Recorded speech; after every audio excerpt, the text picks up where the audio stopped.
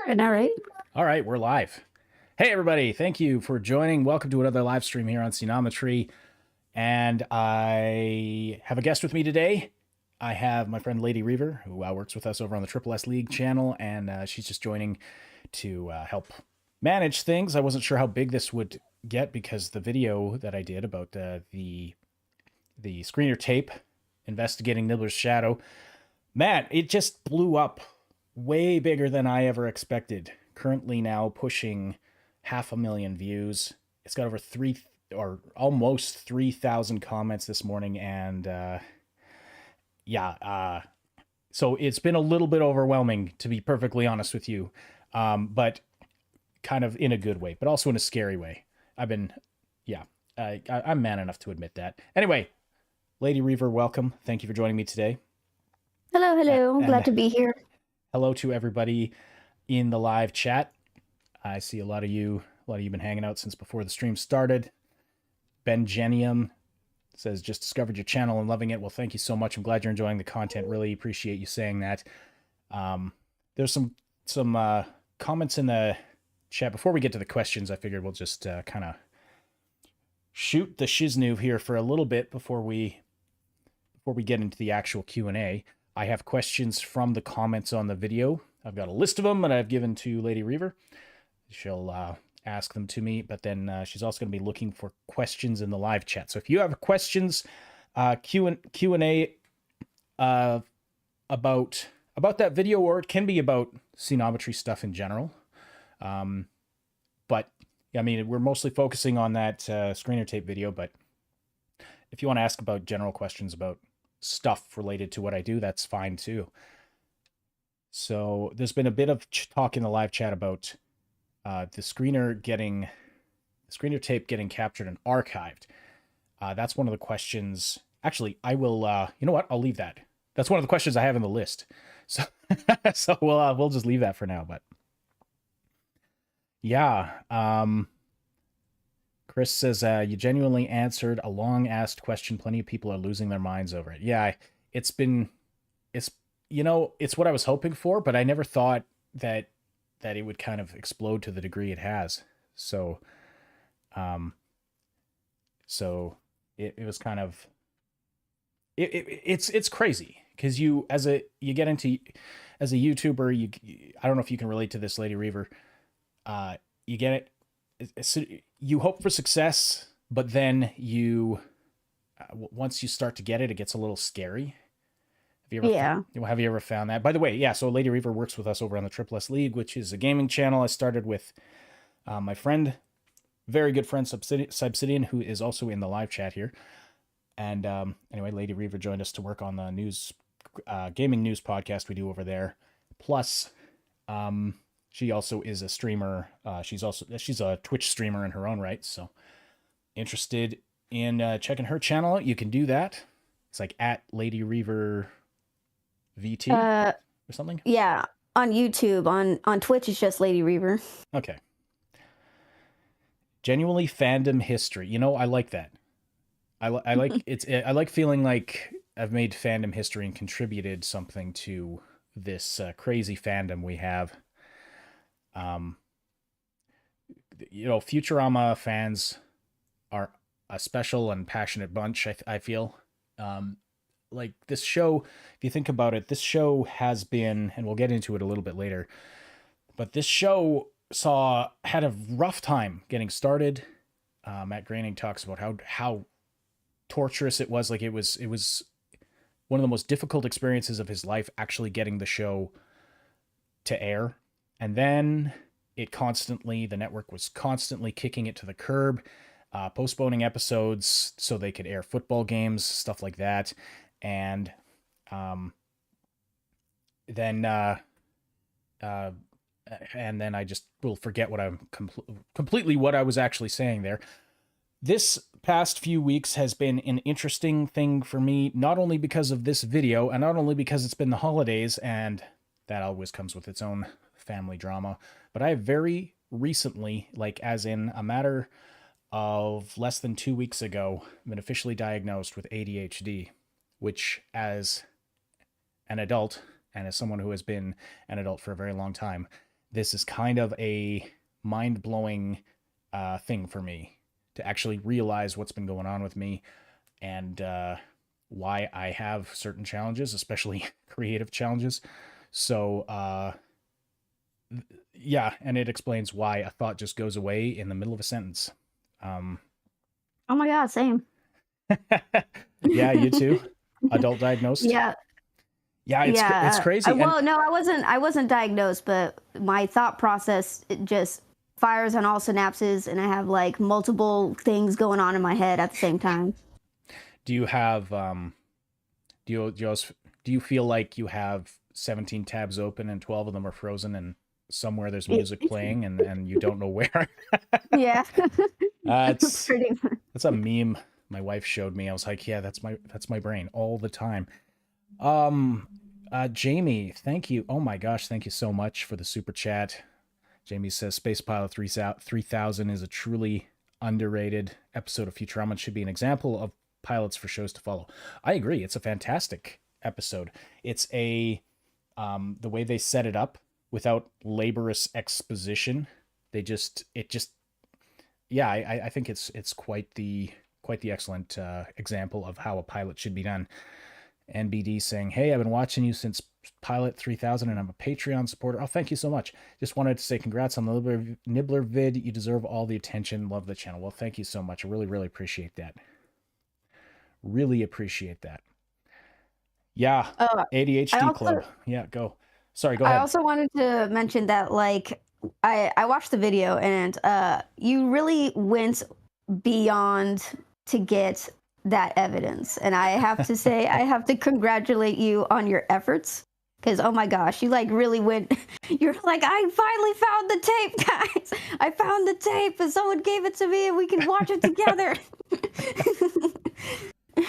Yes, I'll be the first to admit I'm a little bit nuts. And, but I think at first I was like, am I going too far with this?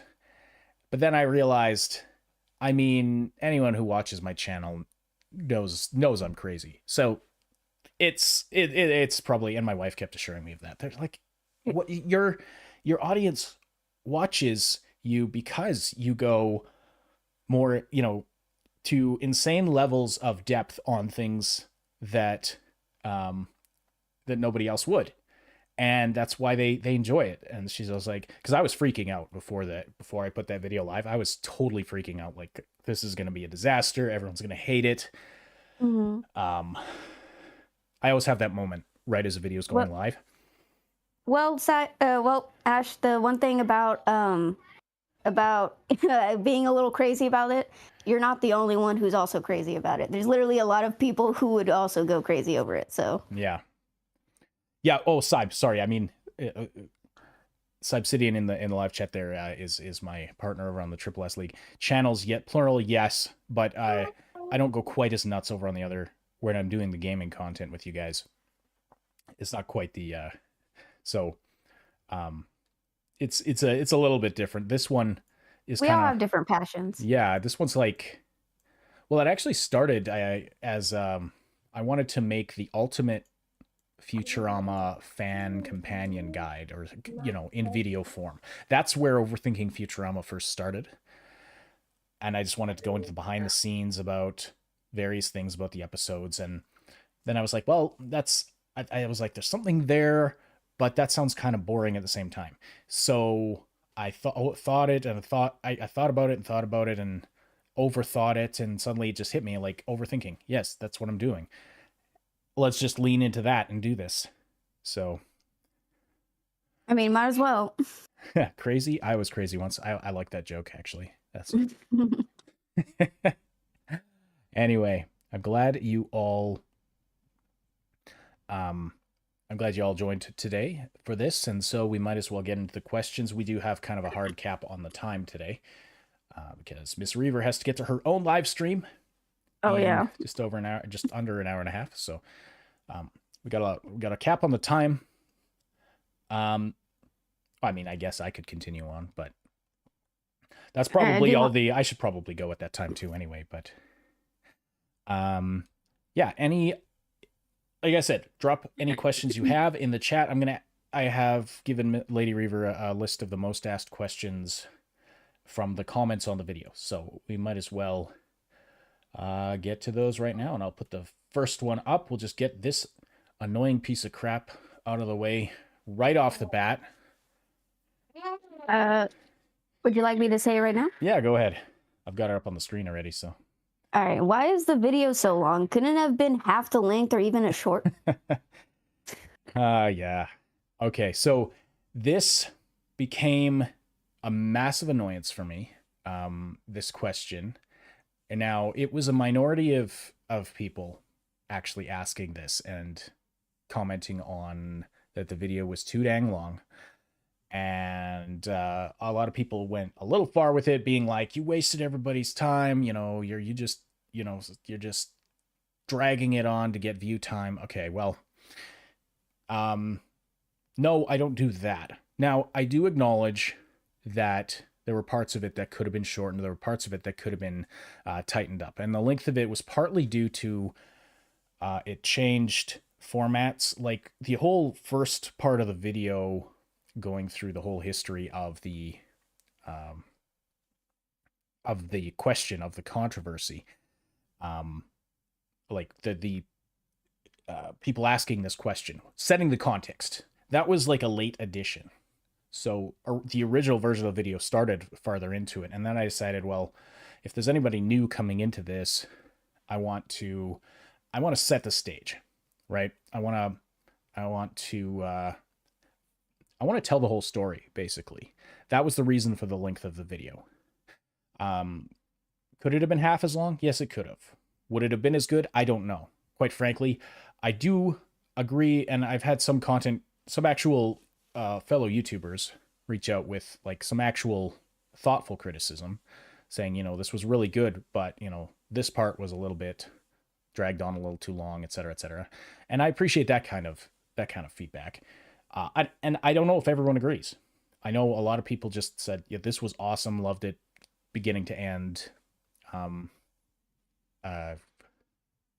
No cap, or whatever the kids say. But there's always this weird thing when you're a content creator where you don't know who to listen to.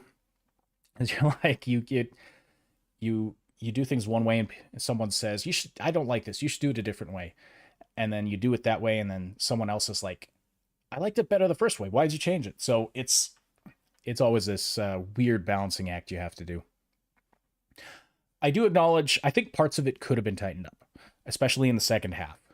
I think if I ever do a video like this again, I'm going to have a test audience first, just to get some initial feedback of saying, you could tighten this up, you could tighten that up. Don't need quite as much detail here, whatever the case, right?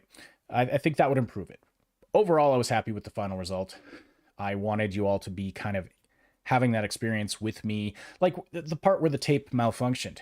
I wanted to keep that in because it's a real thing that happened while I was going through this, and it was this panic moment of, oh crap, is this the end of it? And actually the guy that sold me the tape told me I nearly gave him a heart attack at that point when he was watching the video. I was like, okay, dude, I would have told you if the tape failed, don't worry about it. And he's been great, by the way. Long live analog. I've been, throwing questions at him every now and then, kind of in semi-constant communication with him in the year since I purchased the tape from him.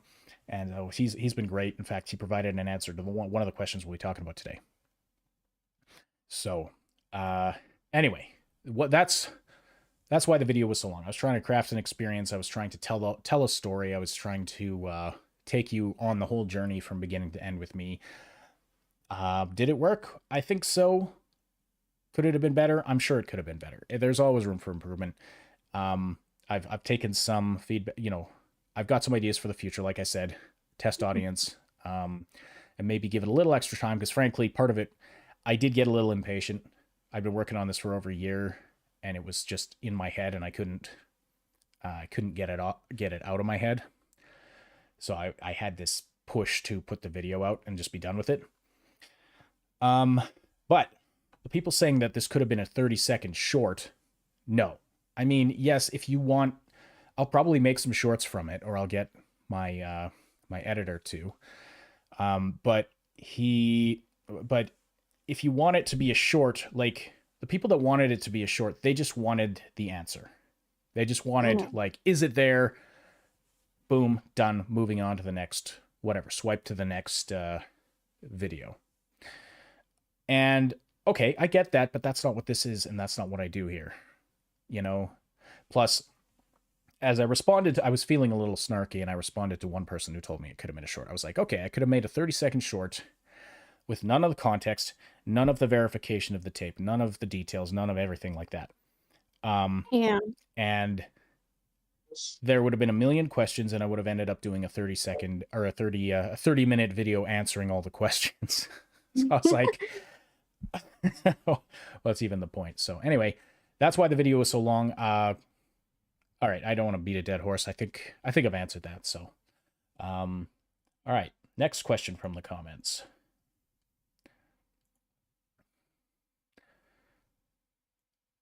Oh, I think maybe Lady Reaver got. She. Oh no, it's just I was like, should I wait for it to pop up on my end? But there might be a delay on my there part, is a yeah. There's a bit of a delay. No, you could ask right away. I switched it already. Oh, okay. So why film a TV rather than do a digital capture? Because with a digital capture, it opened the potential for people to say I digitally altered it or edited it, right?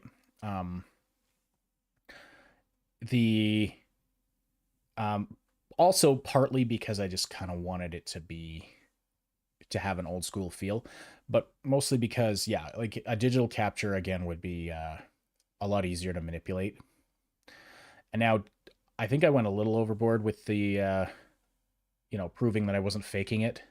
I had it in my head that everyone was going to be looking for any reason to think it was fake, which is maybe not the case. Maybe it was. I don't know. Maybe I just quashed it all because, yeah, go ahead. I think it was justified. I think it's justified. A lot of things can be fake nowadays, so I think you putting as much effort to prove that it's real, this is solid evidence, and I don't know, I think you put a lot of effort into showing like, hey, this is real, this is what I have, this is the evidence that I have. I don't know. It's really easy to fake things nowadays. So I appreciate the video and your dedication to proving that. Oh yeah, well that's good to hear. Yeah, because I mean, the immediate question would be, why would I fake it? Because I think it would be I think it would have been even more. There would be more clout to be had, if you will, if I showed that the shadow wasn't there. Personally, that's what I think. I think it would have been more spectacular, more of a spectacle to say it wasn't there in the original, because then the underdog is winning. I do think it's sort of the underdog. I think most people just kind of assumed it was there. I don't know that for sure, but the certainly, well, on my as I showed in the video, the comments I was getting, the people saying it wasn't there were definitely the most numerous and the most long-winded about it. So, but in general, people just seem, for most people, it seems like it was an open question, or they just assumed that the shadow was there. I don't know what how it actually breaks down stats-wise, but personally, for me, there was a part of me that was hoping it wasn't going to be there, because then I'd be like, whoa, this is mind-blowing. Because I had always just assumed it was there. So that's why I filmed those are kind of the two reasons why I filmed the TV rather than did a digital capture. One was for authenticity, two being for just kind of the experience of it, of watching it on this old school technology.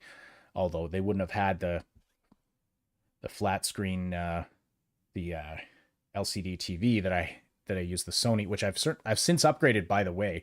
It's a crappy old TV. Maximum resolution it was 720p.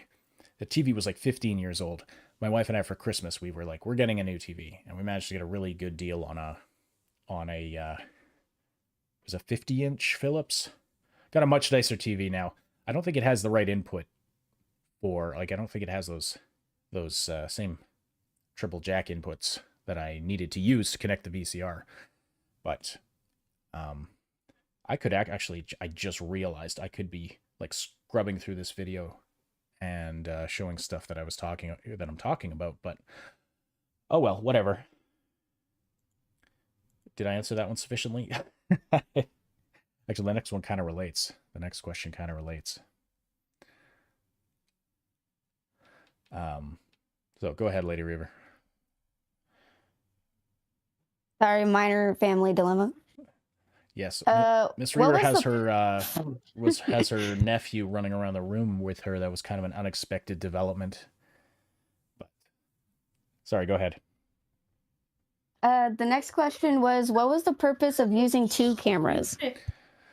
Well, there were a few reasons that I had to think back and be like, why did I do that? But then I eventually remembered. Part of it was authenticity again. I deliberately set up the second camera, the close-up camera, at an angle so that you get that skew, so that again just makes it more challenging to doctor things after the fact. Second, also just the more complicated the setup, the less the chances that it's been faked or doctored in any way. Also, I wanted a close-up on the screen, as well as having that shot of, like, I wanted the wide shot showing the VCR connected to the TV. But then I figured the TV screen would be a little bit small, so I wanted a close-up. Now, that's when I was setting up the cameras, I felt that way. When I was editing, I was like, you know what? It probably would have been enough. As far as actually the screen size would have been enough. You'd see whether or not the shadow was there would be apparent, even just with the one camera shot, but I had already filmed it like that, so I just kept it the way it was. But yeah, it was just kind of along the same lines of why I filmed the TV instead of just doing a digital capture. Whew, throat's getting dry already. I'm gonna just take a swig of water here.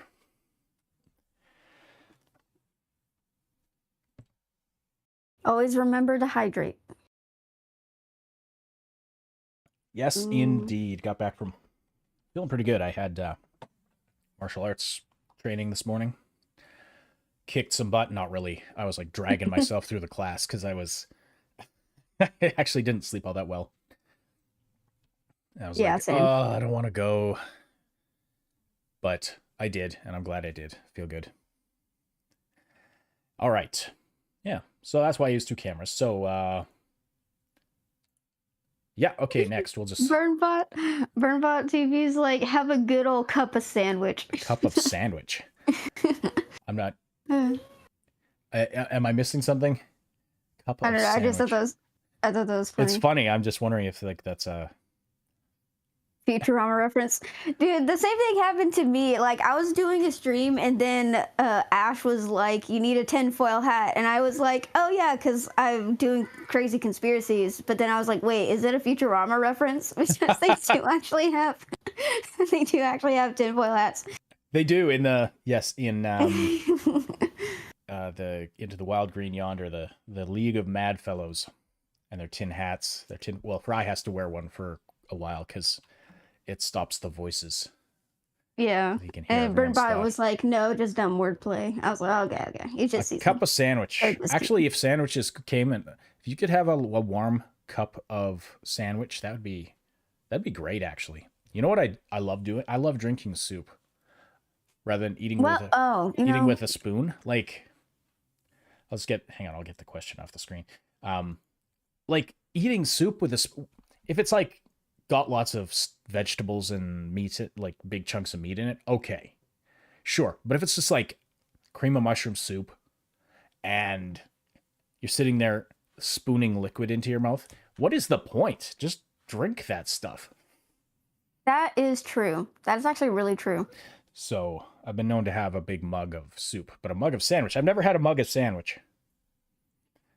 Muggo soup, yeah. It's like having a glass of Cheerios. Yeah, I've done that too. Or I also regularly drink cereal, so. Well, there are times when there's like way the milk to cereal proportion just gets out of whack, and it's like you're like digging around to get cereal out of the milk. It's like, I'm just gonna drink this. This is a waste of time. Yeah, I might as well. Yeah. Pay no attention to the haters, says Ben Genium. Yeah, I appreciate that. And also, I did notice the people saying this video is too long and you're wasting my time. None of them were subscribers, right? And I got nothing against people who aren't subscribed coming to watch the video. I'm glad they're coming to watch. But all I mean to say by that is just that they clearly, they don't consume my normal content. Like, people who subscribe, they like the format with which I do things. They like the long and in-depth stuff. Yeah.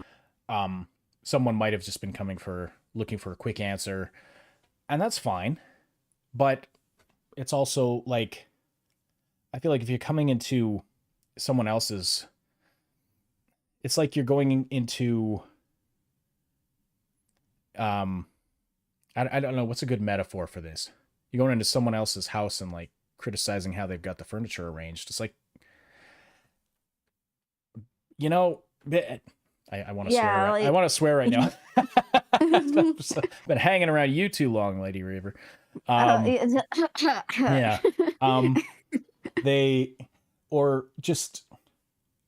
What I thought is like going to a baseball game and then complaining about how boring baseball is the whole time. It's like, well, why are you here then?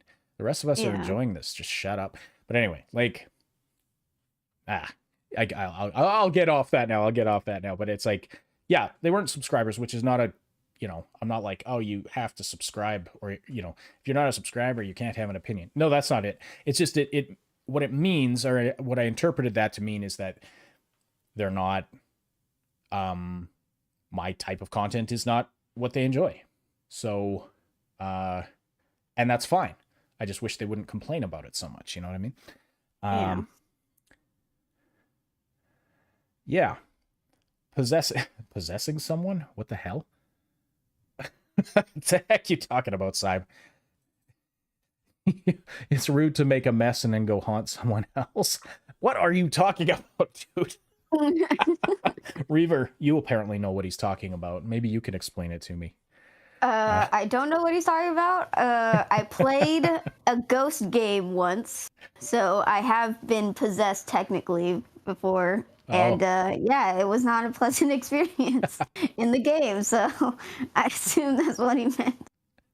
Speaking of which, a lot of you on my last stream, people were saying I should do more live streams, and I would love to do more live streams. That's part of why I'm doing this one. But I've been struggling to come up with ideas. I have one idea that I'm working on getting the equipment together that I need. Actually, I have the equipment. Now I need the software. I was thinking I should live stream the old Futurama game. The old one that came out during the original run. It came out for the Xbox and the PS2. Now I have an Xbox 360 that I borrowed. Actually, I borrowed it from Obsidian. Now I just need to get my hands on the game, and I'll be able to live stream that. I figured it should be fun. I'm told that the cutscenes in it are like it's like a full episode of Futurama. I know I've seen them a long time ago. I saw them. I don't really remember what happens in it, but I figured it'd be a fun time to just stream a game, talk with chat, do that kind of thing. So that's one idea. But if you have any other ideas for stuff I could do in live streams, kind of interact with you guys and do more content in between the major videos that I put out, let me know. Would appreciate whatever ideas you have. Duck Shooter says, hey, your last video is great. Glad you're starting to get more recognition. Well, thank you. I appreciate that. Honestly, that video grew my channel by 50%, which I was not expecting at all. Yeah, I know the cutscenes are on the DVD burn bot, and I think that's where I saw them ages ago when I bought one of the DVD sets. So a real copy of the Futurama game costs over $200, right? Well, all I will say is I did pay, I'm not going to say how much I paid for the screener tape. Actually, I'm just going to leave this alone. I will, I'll, It I'll cost an arm and a leg. yeah, I'm going to. It didn't obviously wasn't like an outrageous price, because it's not like I can fork out $1 million for something like that. Us YouTubers are not as rich as a lot of people seem to think we are, especially one with a channel my size. But it is growing. All right, let's get through the rest of these questions, and then we can just kind of BS with chat for the rest of the stream. So, question 4 there, sorry. Mr. Reaver. I was like getting stuck reading chat. Sorry. I did ask you to do that, so I guess I can't. I was about to be like, you have one job. Then I'm like, no, wait. You actually have two. I did ask you to watch chat and tell me anything interesting, so. The fourth question was, why is any of this important? So I stuck this question in right at the end just because I remembered a few people ask, why is this important? And it makes me laugh because I get those comments on my regular videos sometimes where it's like, dude, it's just a show. What are you doing? I'm like, well, why are you here then? Why are you watching it? That's because that's what I do, because this is fun and it's entertainment. That's what it is. And why do we go crazy? Why do people go super in depth into their fandoms? Why do people learn Klingon and argue whether Kirk or Picard is a better captain, or discuss the political intrigue of the what's that called, the war that happened in Deep Space Nine, whatever, the Dominion War or whatever. My friend Saib can go on for hours and hours and hours about that. It's because it's fun. And I found it fascinating that people in my comments were talking about this, talking about whether or not Nibbler's Shadow was there originally. I started doing some research and finding people discussing this 10 years ago, 15 years ago, 20 years ago. You go and look at the Reddit post where Long Live Analog put the, started posting about the tape. People were immediately asking about this. There were a lot of people just being like, "Oh, that's cool," and then, I'm sure there were half a dozen comments saying, "Is Nibbler's Shadow on it?" Is it there? Answer the question for us. So people wanted to know, why did this become a question and a controversy in the first place? I really don't know. Honestly, it's kind of a curious thing that, why do some people believe and argue passionately that it wasn't there in the first airing? Actually, I have a theory. I do have a theory, which I was thinking about doing a video on its own about, but whatever, I might as well share it here. There is a place where you can find a clip of Fry falling into the freezer tube, and it cuts to the shot below the desk, and Nibbler's Shadow is not there. That does exist in the show, but it is not the first episode. It's in the anthology of interest episode, where, actually, let me scrub to, because the visuals here have been kind of boring. So let me find, hello? Why are you not updating? Oh, there it is. So, okay, this isn't the best one, but so there's Nibbler's Shadow under the chair. This is when Fry and the Nibblonians are watching it on their little computer screen. There does exist a shot in an episode where the Shadow's not there, but it's in the anthology of interest episode where Fry asks, what would happen if I hadn't come to the future? And then they recreated the Fry falling into the cryogenic chamber thing, and it's exactly the same, except Nibbler's Shadow isn't there, indicating that Nibbler did not push him, or blow on him rather, but Nibbler wasn't there to ensure that he fell into the cryogenic chamber, therefore he didn't go to the future. In other words, that's the variable that changed. You know what I don't know is if that happened, did that come out before or after the Y of Fry? I don't even know now. That'd be very easy to find out, I suppose, but that's curious. I want, it'd be really cool if they did that little thing as like a preview to the Y of Fry, but Y of Fry might have come out first. I'm not sure. Anyway, why is it important? because people think it is, because people like it, because people were talking about it, because people are interested in it. That's why it's important. That's why it has almost 500,000 views now, which again blows me away. I can't thank you all enough for your interest and your support of this channel. I'm humbled and terrified by the success, frankly. But that is why it's important. Because it's fun. That's the basic answer. All right, and this next question is one that I actually asked Long Live Analog and got an answer from him. So, video can't be shown over radio. Why would a preview of a TV episode be sent to a radio station? Yeah, that's a really good question. And I didn't know the answer, so I went and asked Long Live Analog, and I thought I had copied his answer into my text file here, but apparently I haven't. So let me just open the chat up quickly here. Yeah, so I asked him, why would a TV show screener be sent to a radio station? It seems odd to some people, what with radio not having the visual component. And his answer was, lots of TV shows get advertised during morning talk shows. The morning show would get all sorts of promotional material to talk about on the air. So that was the idea. They send the show out to the people who, the hosts or whatever of their morning show. They would watch it and talk about it. It's like before YouTube.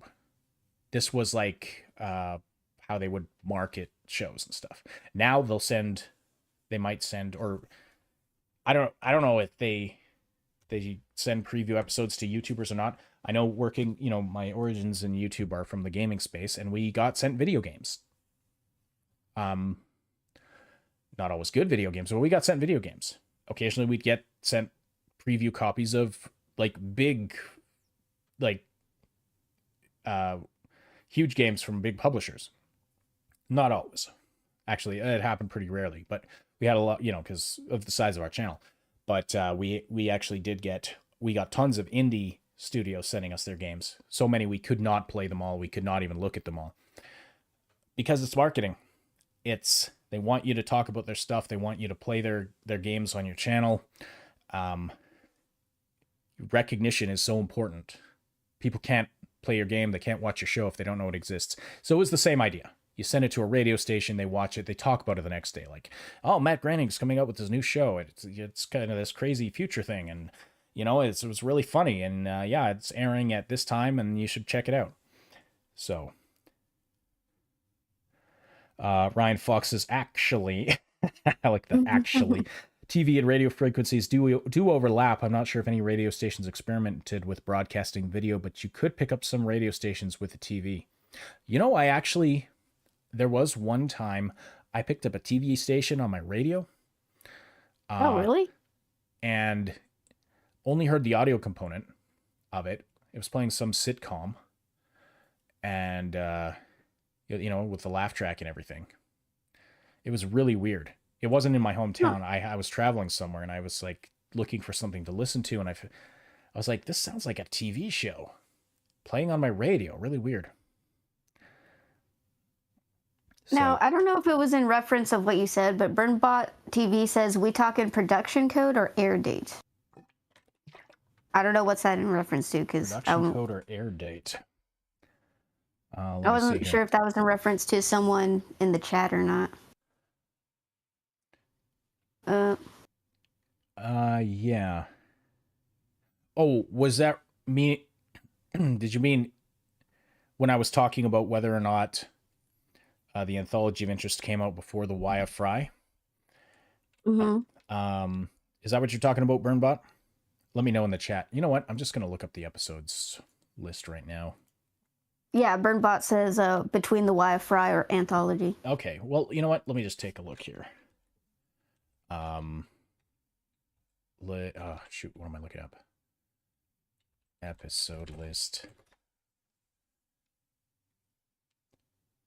No. Unyielding Mass says, I find it sad people don't take the time to think about the media they watch, then having the balls to say you're doing too much when you literally do it for them. That's kind of funny. But I mean, it's not everyone's. It's not like I think everyone has to enjoy the type of content I do. It's obviously not the case, right? Like, not everyone enjoys my overthinking videos. That's fine. You like what you like. Yeah. Oh gosh, Anthology of Interest 1. It was Anthology of Interest 1? Oh yeah, it's the one with Al Gore, Stephen Hawking, Nichelle Nichols, and Gary Gygax. That's the one where Fry doesn't go to the future. Actually, you know what? This is just further evidence that they were planning it from the beginning, because Anthology of Interest 1 came out way before The Why of Fry. The Why of Fry was production season 4. So it's 4 ACV10. And it was part of broadcast season 5. Anthology of Interest 1 was production season 2 and broadcast season 2. Like, there were tons of episodes in between those two. So back then, even back in season 2, they had established already that Nibbler's the reason why Fry went to the future. And so long before they explained it in The Why of Fry, they took the shadow out of Anthology of Interest 1 as just kind of a little, that is so freaking cool that they did that. And then we look back at it and be like, wow, they were planning it all the way back then. Like, and who knows I wonder if anyone noticed. I wonder, I'm going to have to go look at some old forums and see if anyone noticed that that the shadow wasn't there in Anthology of Interest 1. And if there was any speculation at that time about Nibbler being the reason why Fry went to the future. I'm super intrigued by this now. Oh boy, you guys might have sent me down another rabbit hole. So, yeah. Anyway, so yeah, there's tons of episodes in between those two.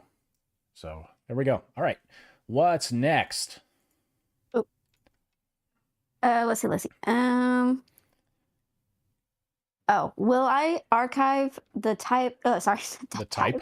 Will I archive the tape for preservation? Yeah, where I should have written that. I should have written that. Yeah, I should have said, "Will you?" Because you're talking to me. Anyway, will I archive the tape for preservation? I would like to. There's a couple of things I need to look at, and there was some talk about this early in the chat. Rar saying, "I'm looking forward to the screener getting captured and archived somewhere it deserves to be."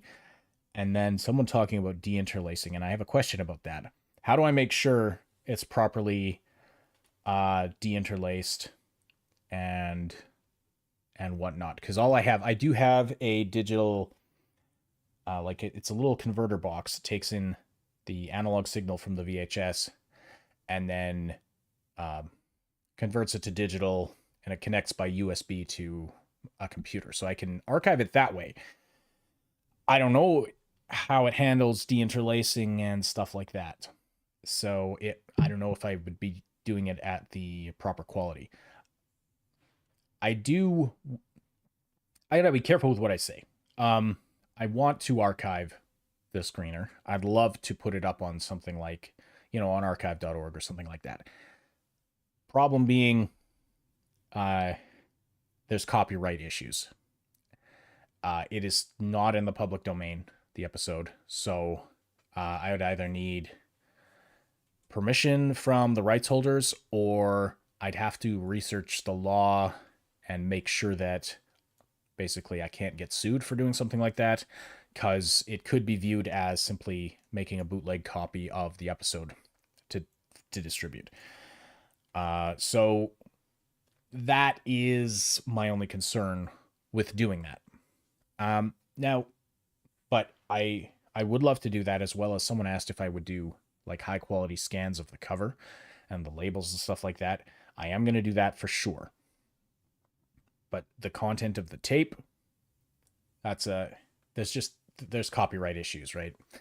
So that's, I just don't want to get in legal trouble. So I need to find out more about that before I do it. You know what I mean?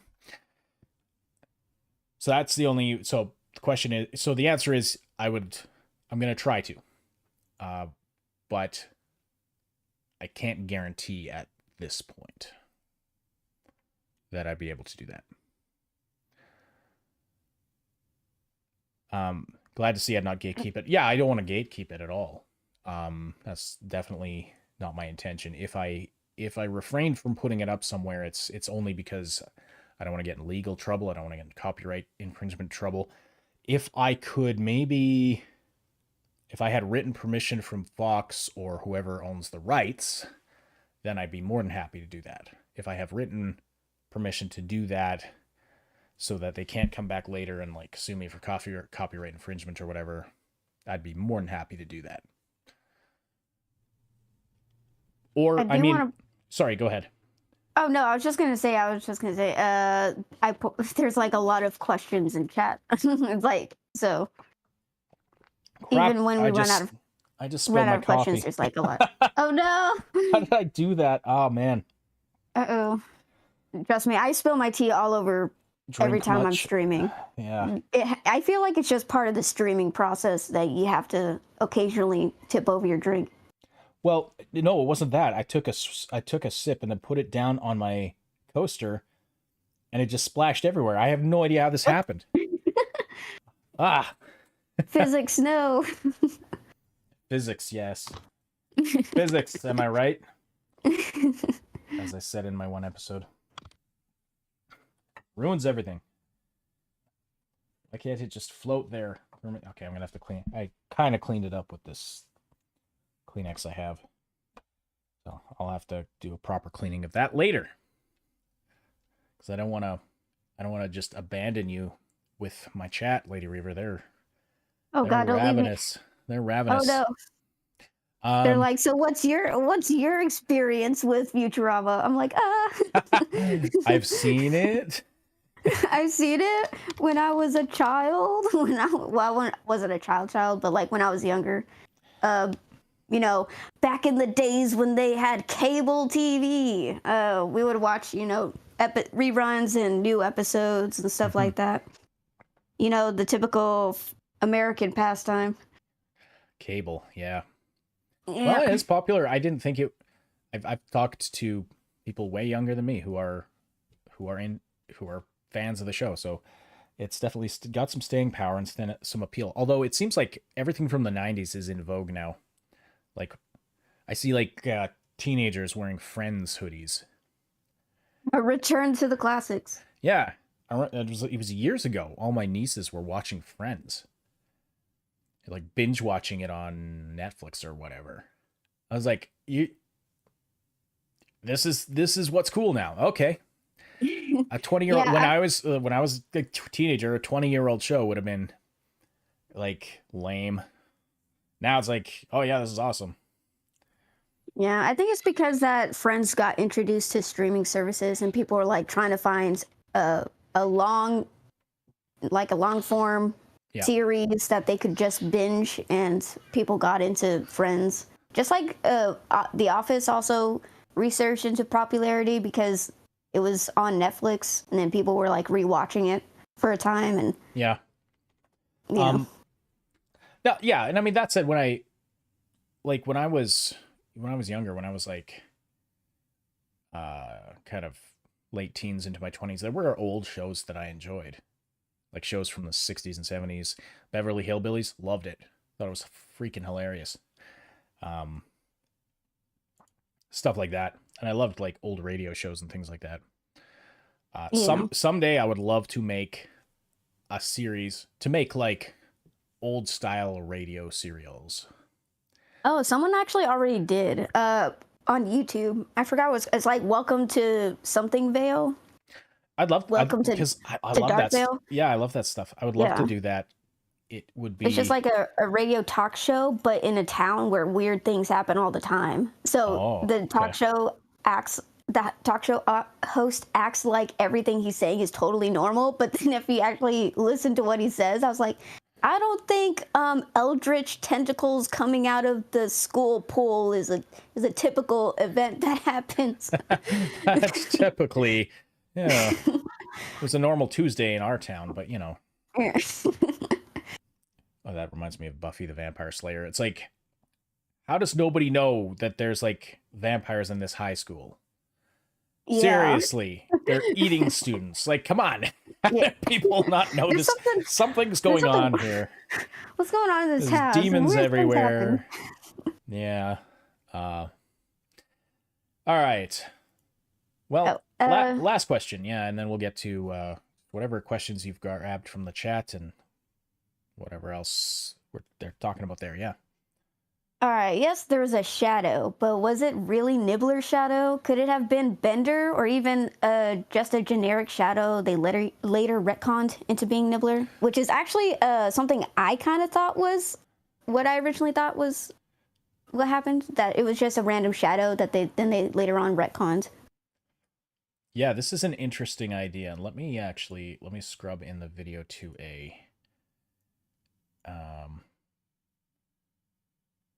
oh, that's not, I'm scrubbing the background. We give everybody seizures. No, let's see. That's the video I want. Where is, oh, here we go. Okay. Actually, I was going to bring Nibbler up on the screen, but here. Now, here you see both of them. You see the shadow, plus you see Nibbler. So yeah, this is another sort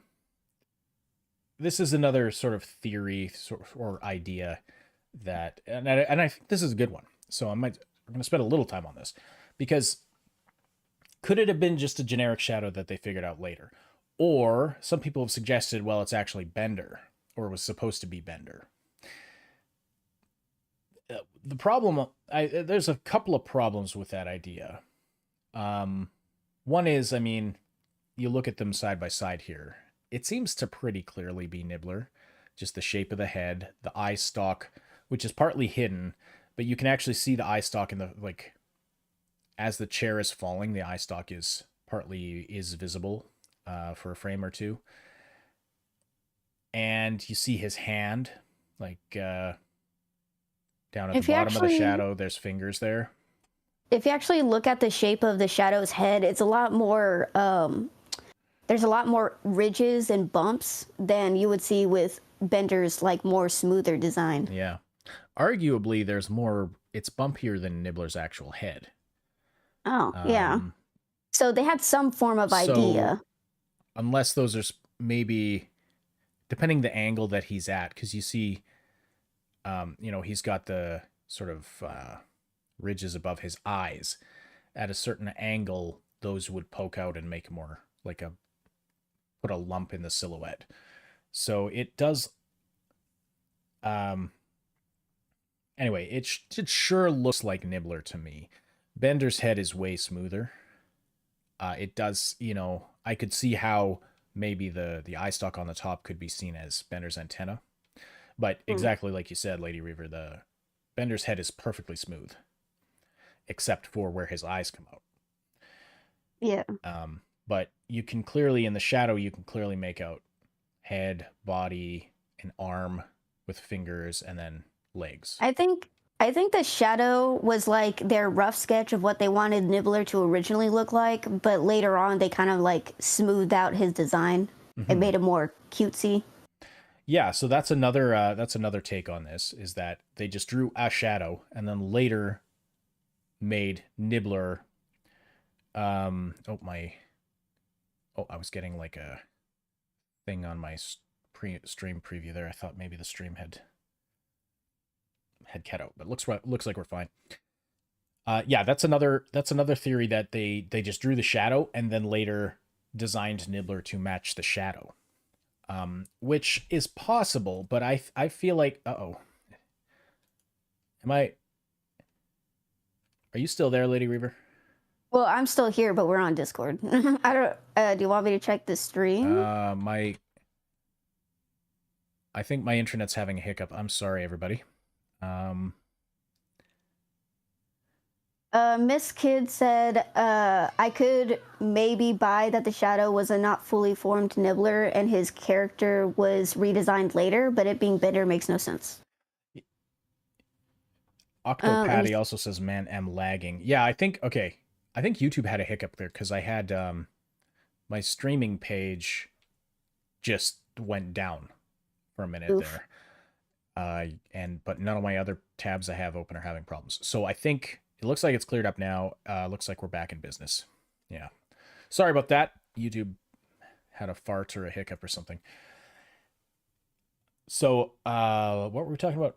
Yeah, well, I agree, Miss Kid. Like, I think that people thinking it might be Bender may have just kind of been remembering generally what the shadow looks like without actually looking at it, because I don't see how you could think that's Bender if just looking at it as you see it here. It's not like it's fuzzy at all. It's a very well-defined shadow. Yeah, So, even Moore's Code Food said definitely looks like him. Plus, he was introduced in episode 4. They had a giant Bible written before the first pitch, so it was planned early, even if the Delta brainwave stuff wasn't. yeah, they might not have planned the Delta brainwave stuff. They might not have planned Fry going and becoming his own grandfather, which is the reason why he lacks the Delta brainwave. Not sure if you're that deep into the Futurama lore, Lady Reaver, but that's what happened. No, I remember that. That was God damn it. Okay, like it's like such a typical trope in time travel mumbo jumbo. You're your own grandpa. Yeah, it makes zero sense, but whatever. Yeah. I mean, it's pretty typical fare for the world of Futurama, obviously, but I'm pretty sure there's not one Futurama episode I have not seen because, like I said, there was plenty of reruns, and it was such a big show. I'm pretty sure I've seen all of the episodes. At least before the new seasons. Yeah. Yeah. Yeah. So the problem with the idea about them designing the shadow first and then designing Nibbler later is that Nibbler appears in episode 4 and in his current form. And when I went back and did some research on this. I found an interview with Matt Groening talking about the hellish experience he had getting Futurama on the air. But when Fox originally ordered, like, he and David X. Cohen went to Fox Studios, did their pitch. It was like a 3-hour pitch. They had so much to show and tell about the show, what they wanted to do. Fox got really excited, ordered 13 episodes. Wow. Then they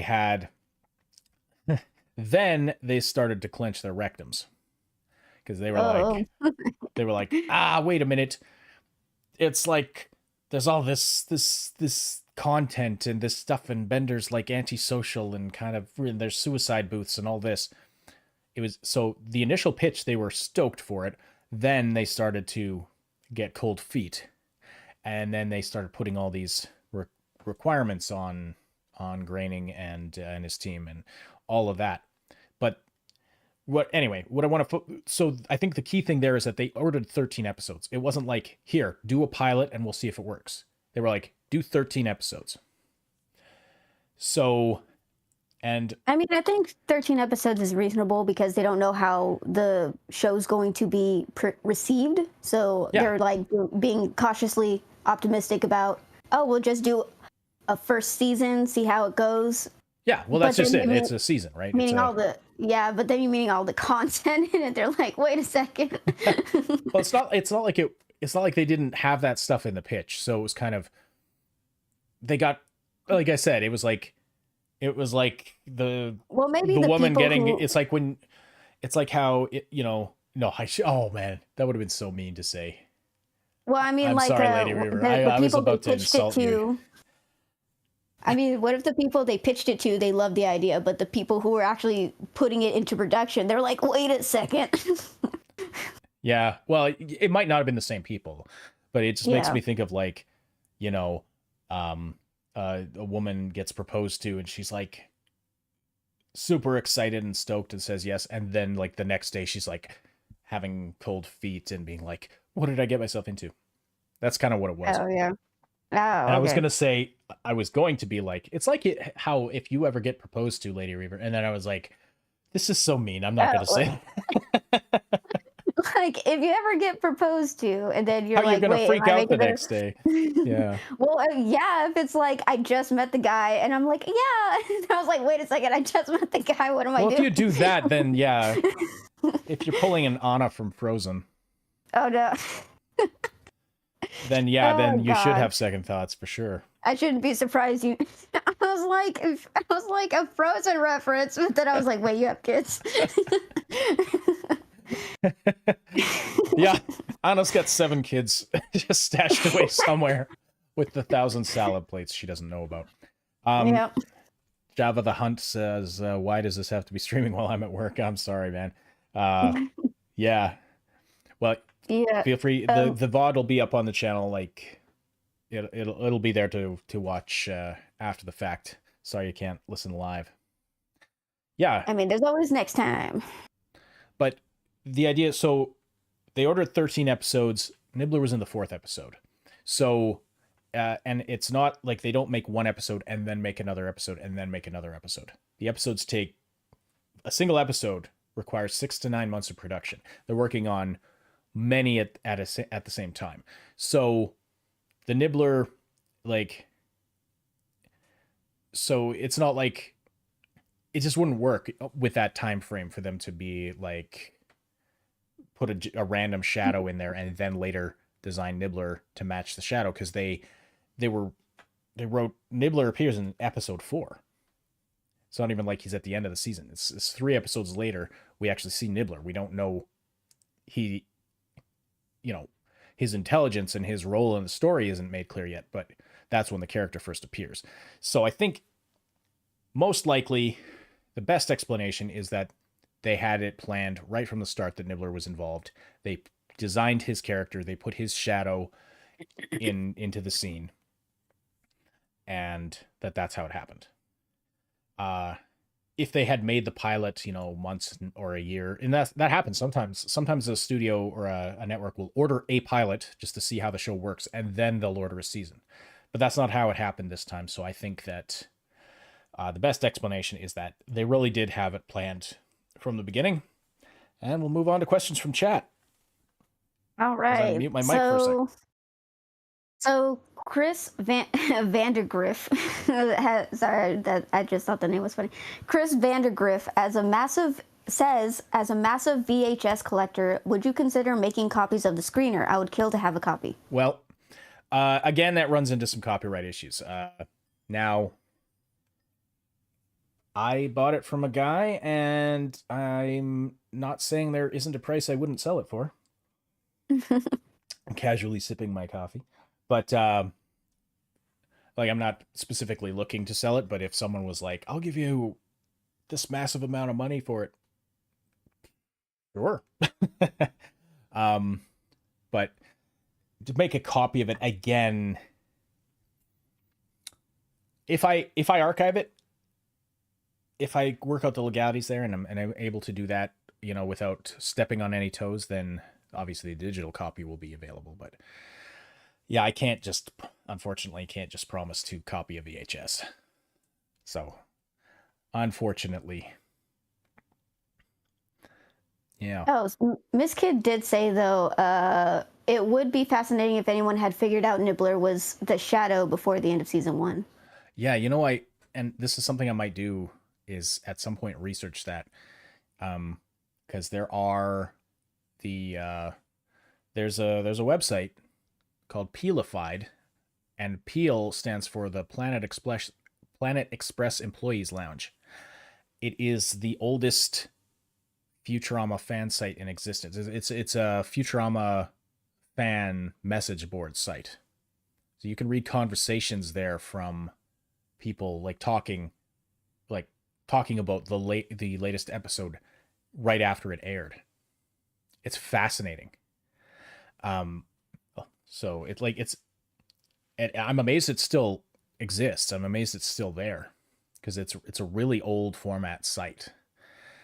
And I think it's got still a decently active user base. But that's where I would go to start researching that for sure.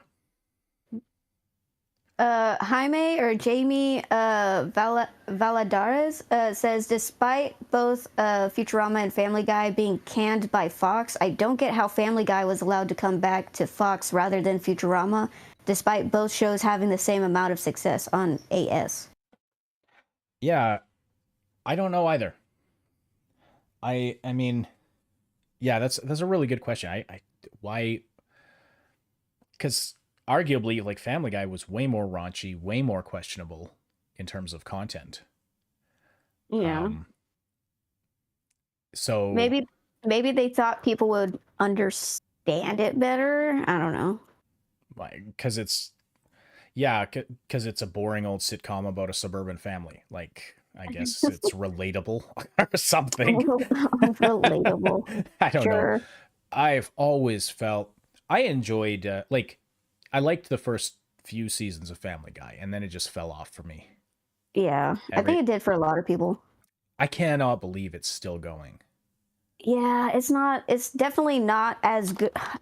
I feel like, okay, so my sister has Family Guy running as something to watch in the background, and it's obviously such a big show. Like, you see more of the more newer episodes compared to the old ones that were really good. And I like tune into them sometimes, and the humor was just not there for most of it.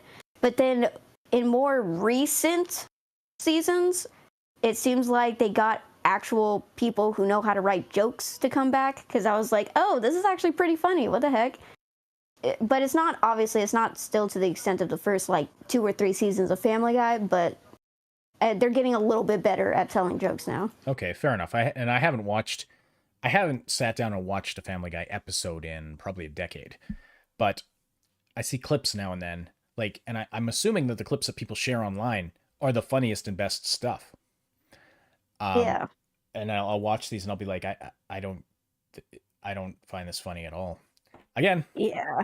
maybe it's just not my sense of humor. Although, originally it was like the first 2, 3 seasons, I thought it was the funniest thing ever. Um, but anyway, I mean, like, obviously people watch it, but I wonder if it's like The Simpsons, where like, does The Simpsons need this many seasons? Like, and I watched they put out a Christmas special this year that I just randomly decided to watch and actually thoroughly enjoyed it. Uh, they had, yeah, I thoroughly, I quite enjoyed it. I was like, okay, they've still got some of, they've still got it at least to some extent to make an entertaining show. Yeah, But I honestly think that, oh God, what's his name? Seth MacFarlane? I think he's like the actual crux to making a show funny. Because I think the moment he left the show was when things started going downhill. it could be. I haven't. I don't know the timeline, Uh, but yeah, it's like yeah, how I don't people know say either, but The Simpsons fell off as soon as Conan O'Brien left in some people's minds. yeah. But anyway, I mean, why? But the question was more, why did Futurama not, like, why did Fox, why did they bring back Family Guy and not Futurama? Um, I don't know. Yeah, that's, I mean, this how they how does a show get canceled this many times by this many networks? They asked it in the first episode of season 11. How does the show get canceled this many times by this many networks? That's a very good question. I mean, and they keep bringing it back because it's got such a popular fan base. And arguably, on my last live stream, we had a debate about whether they should have brought it back. Actually, I think both of my previous live streams have touched on that to some extent. Like, was it a good idea, this Hulu renewal? So I won't get into that here, but you can, if you want to go listen to those live streams, I went in. There was quite a bit of discussion about those questions. Oh, Moore said I found a thread from 2002 that predicted it. Oh, very cool. April 14, 2002. The episode The Wire Fry is expected to reveal all or some whenever Fox decides to air it. That was the state of it back in the day. Like whenever Fox decides to air it, Fox was not good to Futurama during its original run, and then they canceled it. And Sorry. Yeah, no, go ahead. Oh, I was just gonna say, Octopatty said between like Family Guy and Futurama, they said one's a sitcom, the other is too nerdy. Yeah, I guess that I mean that's fair. Like in terms of general appeal, as far as the setting or the theme of the show, like a family sitcom, most people can relate to. Cult of and Miss Kid says, Family Guy was more of a cultural touchstone at the time, while Futurama was a fun cult show. Fair enough. It's kind of maybe they saw it as like, oh, this is a show for sci-fi nerds. Family Guy kind of appeals to everyone, so that's the one we're gonna bring back. Could be, and I'm not saying that's wrong either. Like I'm not saying that was incorrect reasoning. It's not the outcome I would have liked, but I'd much rather have sat down on a Sunday night to watch the new Futurama than the new Family Guy. Yeah. But such was not meant to be. For the next question, Miss Kid said, "What are your thoughts on the groaning shows? I don't know how to pronounce that. Like Matt Groening, yeah. Groaning shows like Simpsons and Disenchanted. I watched a little bit of Disenchanted and I didn't really like it that much, which sucks because I love fantasy stuff. But yeah. I'm going to go to retro real quick while you answer that. Oh, yeah, sure, yeah. What do I think of The Simpsons and Disenchantment? Well, I mean, The Simpsons, you want to talk about a cultural touchstone, a cultural revolution, a show that that shaped culture as it was parodying it. That's The Simpsons, at least in the early days. Like The Simpsons, is great. Obviously, and as I joked in the video, I wasn't allowed to watch it as a kid because I don't know, my mom thought I'd start acting like Bart or something. But, it's not a show I would have let my kids watch at a really young age. I'd let them watch it now, at sort of as they're getting into their teenage years. But I enjoyed this. I like The Simpsons a lot. I stopped watching it. I've stopped and then restarted watching it several times over the course of its life. It's just got something to it that is evergreen. Ironically, takes place on Evergreen Terrace, but it's just got this evergreen quality to it. No matter what's going on in the world, you can you can make a Simpsons episode about it. Or what's going on at our point in history, you can make a Simpsons episode about it. So now, can you make a good Simpsons episode about it? They've had good seasons, they've had bad seasons. There's so many writers and so many people have worked on that show over the years that it changes hands, and so yeah, they have episodes of varying quality, obviously, but overall, just as a monolith, I think The Simpsons is magnificent. is a fantastic show. I don't enjoy it. Like I like Futurama's my top, but Simpsons is right there. Like, do you think it's true that Simpsons can predict the future? I think when you make enough episodes about enough things, eventually you're going to get something right by accident. I as a psychic myself. I can never tell if you're serious about that, but anyway, go on. Well, I'm a little bit joking, but maybe not. But I don't know. Maybe I'm more of an empath. But I think that maybe someone is more attuned to the universe than they realize. And so hey, this would be a funny thing if we put it in the show, but then it actually ends up being a true event. But that actually happens later on. But they didn't realize it. That's what my theory is. As someone who's into supernatural, weird stuff happening in the universe, that's my take on it. I'm not 100%. I'm not I have belief in some supernatural stuff, but I generally think that it can probably just be explained by the probabilities just of the mathematics of it. Like there's hundreds of episodes and hundreds of jokes in each episode. Not hundreds, but many jokes in each episode. And I think eventually you're just gonna hit on something that that turns out to be true. Actually, people were pointing out, because the line that got redubbed for can't predict the future. It's just 1,000 Harvard educated monkeys on 1,000 typewriters. Yeah, exactly. Oh, Burnbaugh is like, those predictions are usually taken out of context. Well, exactly. Like, someone, or there's like something that just kind of generally relates, and so they're like, oh, it's a prediction.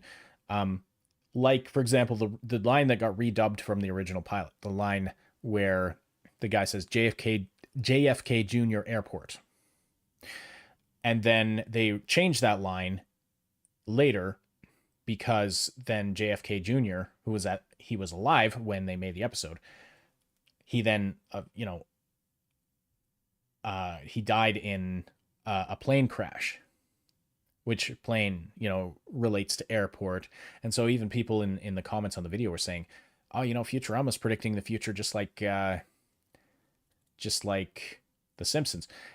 And yet it's not really a prediction. It's kind of it's a weird coincidence, but it's not like they were saying. Is it a coincidence? It's not like they were saying, it's the JFK Jr. Memorial Airport because JFK Jr. died in a plane crash. They didn't really predict it. You know what I mean? They just had an airport named after JFK Jr. And because he died in a plane crash, they kind of make that connection, but it's not really a prediction. I believe that there's like a lot of signs out in the universe that, the universe puts out there. Like there's a lot of signs predicting about or warning what's going to happen, but people don't see it for what it is. But that's just me. I don't think it's just you, but oh no, I saw your you're not the only crazy person. Yeah, what's yeah, I'm pretty crazy myself. But yeah, I'm keeping track of the chat and writing down all the questions, so I got your question. It's fine. Yeah. Okay. Oh wait, I just did Miss Kid's question. Move on to the next one. Burnbot said, oh, you planning to release the screener tape online at all, like an IA dump?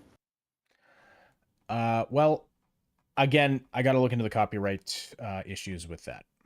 That's kind of got to be my blanket answer at this point. And there's not much. I mean, it would be cool to archive it, but for the most part, it's just the same as the episode you can watch on Hulu or Disney Plus. It does have some differences, and they're cool, and it would be cool to archive it. Like it's got the the opening titles missing screen and stuff like that. So I just have to be careful, because again, it is the copyright, it is the episode, which again, like I had to fight with YouTube's copyright detection. Even just in the video that I put up, I had to recut it a few times to avoid getting a copyright thing. So I got to be careful with that. We're coming up on time, so let's blast through whatever questions remain there. There's a lot. Okay. Ryan Fox said, you've been working on it for a year. At what point did you do the recording of the tape? So I did the recording of the tape. I did. I'm trying to remember now. I went through the timeline.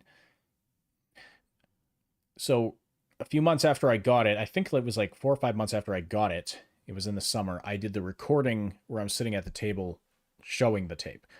And then it was 2 or 3 months after that I actually recorded the footage of, playing the tape on my TV. And then there was editing and recutting and all kinds of craziness. And I was working on other videos at the same time. So it's not like, so there was quite a bit to it, but yeah, all the recordings were spaced out. So I'd say it's been about 3 or 4 months that I've actually known the answer. And, wow.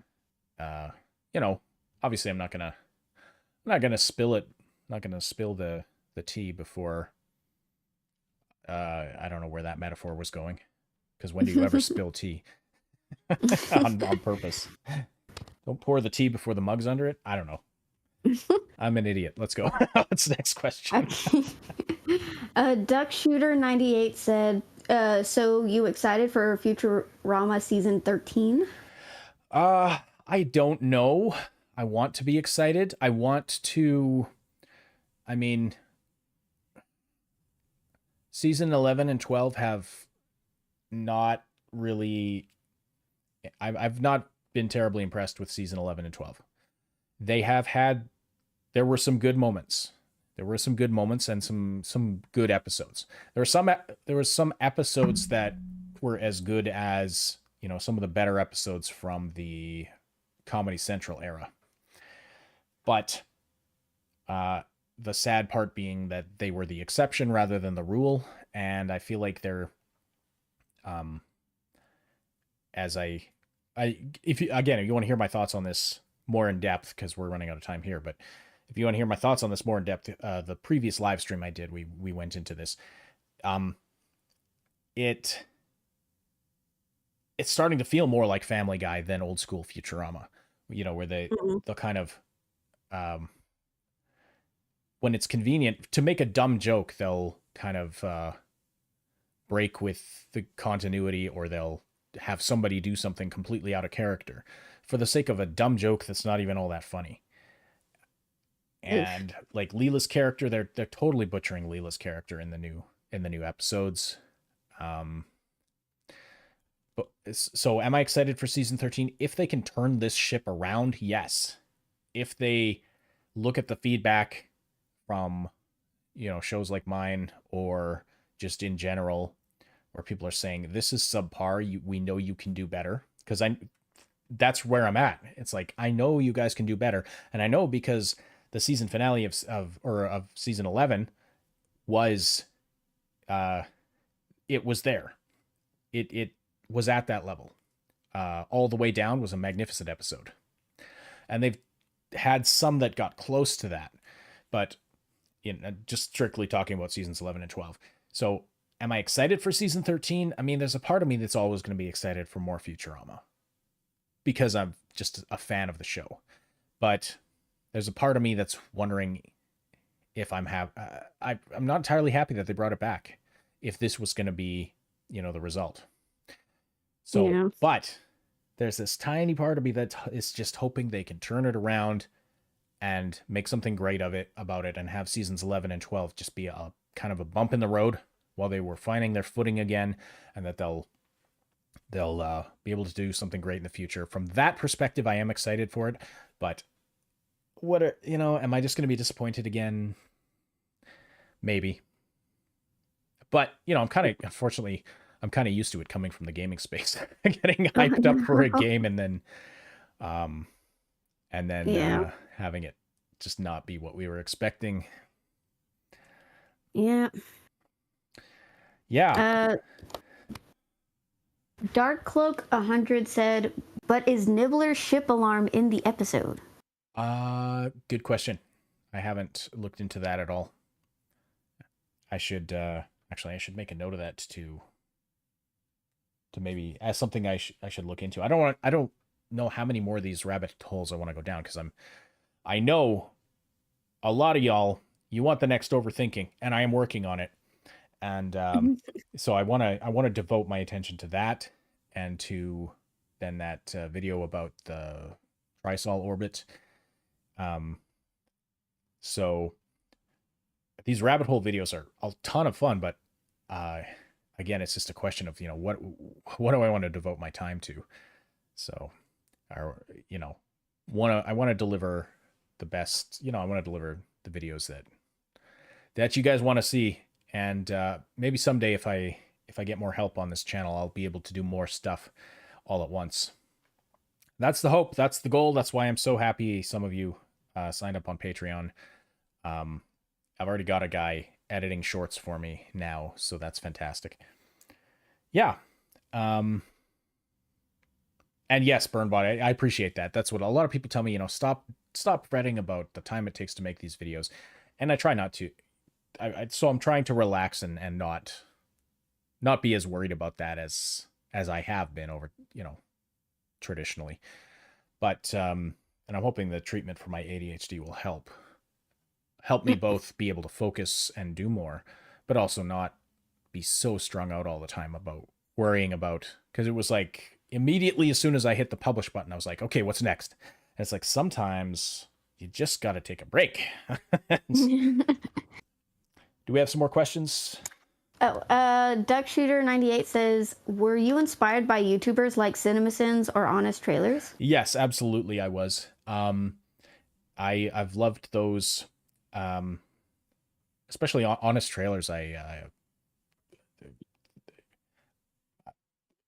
binge watched all of it when I discovered them. I think I binge watched the entire series. And CinemaSins, I used to watch CinemaSins regularly, not so much anymore. But I definitely have a great deal of respect for what they do and what they've created. And there was some inspiration. And what I took, like, I've had a lot of comments comparing me to CinemaSins, which was both in positive and negative ways. People have made that comparison. And I mean, I knew people, because I have the overthink rating, the numbers changing and stuff like that. I knew people would make that comparison. The whole reason for the overthink, what I took from CinemaSins, the big inspiration I took from CinemaSins was I saw that how using their sins counter just kind of ties the video together, gives it kind of a reason to exist, gives you a sense of progression, gives the viewer something to latch onto as they're going through. Otherwise, it would just be a random string of him talking about something. It would just be a random string of thing. But you get that ding, you get that counter going up. It just kind of, it's a gimmick that kind of ties it all together. That's what I really emulated with the, that's what I really took. I was like, I need something that just runs, a thread that runs through the whole video that just ties it all together. Yeah. And so that's why I did the overthink meter, which no one has figured out yet quite how that works. At least I've had a few people theorizing on it in the comments, but I haven't. And I deliberately don't reveal what exactly it's measuring. I'm waiting to see if someone eventually figures it out. Yeah. Dark Cloak 100 says, was that the biggest plot twist in the show? The biggest plot twist in the show? Yeah, about Nibbler being the original. Well, I wouldn't say original, but I think it was definitely was that the biggest plot twist in the show? That's a very good question. I think it's certainly the one that's the most talked about. And it's obviously sparked this whole controversy and discussion about was this planned from the beginning, because it was such a big thing. I mean, I know the Seymour episode was very impactful. Which one? Oh yeah, the Seymour episode. Seymour. Yeah. Wasn't so much a plot twist, but that's the one. You want to make a nerd cry, you mentioned that episode. That's a tearjerker. I think the other big one from the original run of the show was Leela discovering that she's a mutant, not an alien. But I would say that's probably not the biggest. Yeah, those are the big two.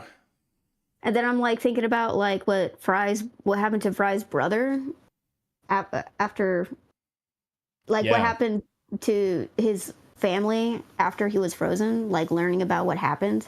That was pretty interesting. That episode, that gets me too, emotion, like in the feels. Yeah. When that moment where he discovers that's his nephew who was named in his honor. Yeah.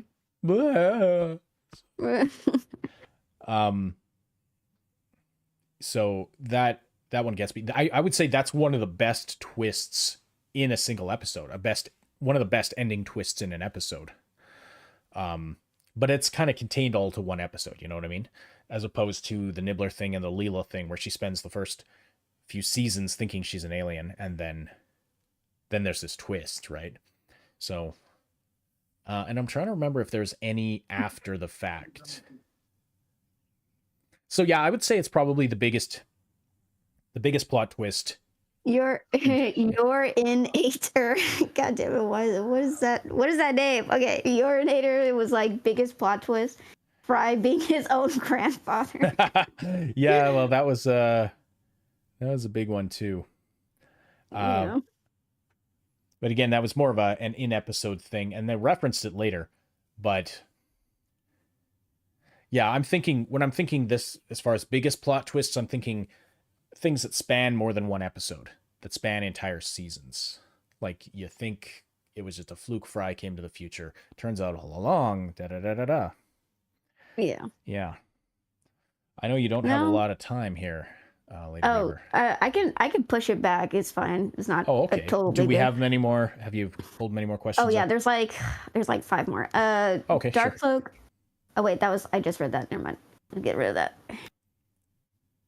Duck Shooter 98 was asked, something that confuses me is that why a Fry wouldn't have happened if the Roswell episode never happened, but the creators started out not wanting to do time travel so much. Exactly.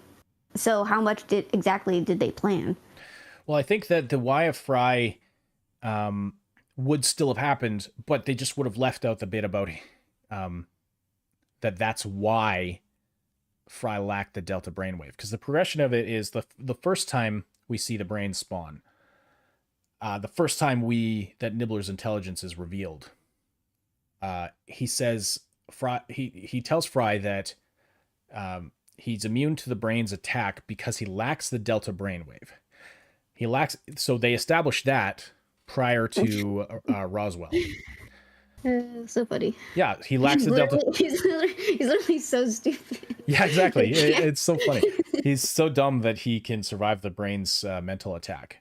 So it's established there before the time travel stuff. It's established that Fry lacks the delta brainwave. They just don't explain why. Then the Roswell episode happens.